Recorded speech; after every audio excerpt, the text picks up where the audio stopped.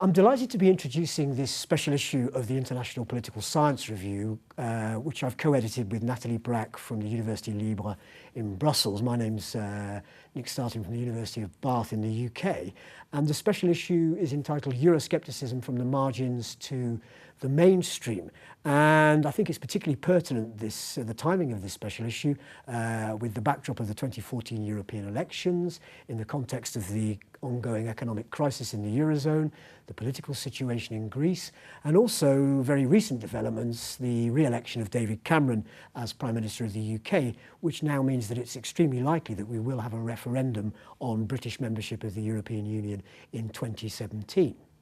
Well, the term Eurosceptic really can be traced back to the mid-1980s in the UK, and in its simplest form, it refers to opposition to the European Union.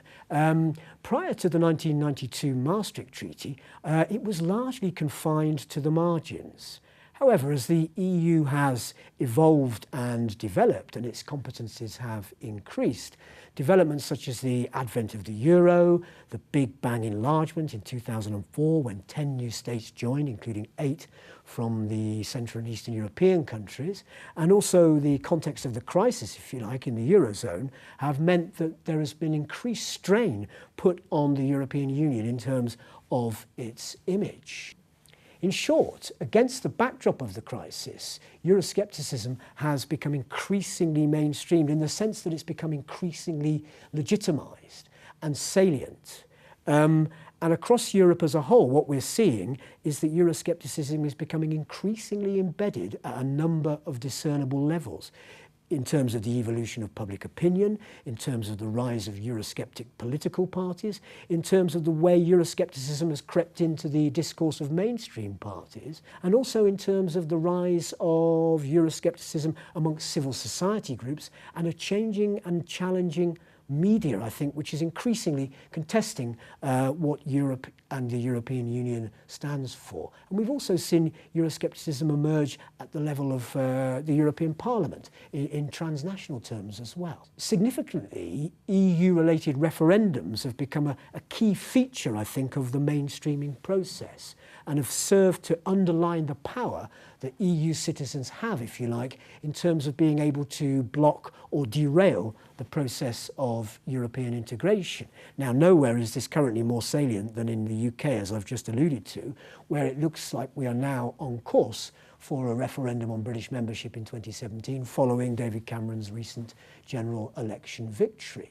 Now, this would be the first referendum in the history of the European Union, apart from when Britain voted in 1975 whether to stay in, of any existing member state about whether they wish to stay or leave the European Union. And this is likely to have huge repercussions for the European Union as a whole and for the future of the European project. So UKIP polled 27.5% of the vote in the 2014 European elections and were clearly the winning party in the UK context. But it's not just in terms of the UK that we've seen Eurosceptic parties make great progress at the European elections. The French Front National polled a quarter of the votes cast and were the leading party in France. Syriza in Greece, an anti-austerity party which questions the direction of the European Union, were the leading party in Greece and have subsequently gone on to win the general election there. So what we're seeing is the emergence of 4 types, if you like, of Eurosceptic party. Radical right parties who strategically use Europe to kind of exploit and maximise their electoral potential.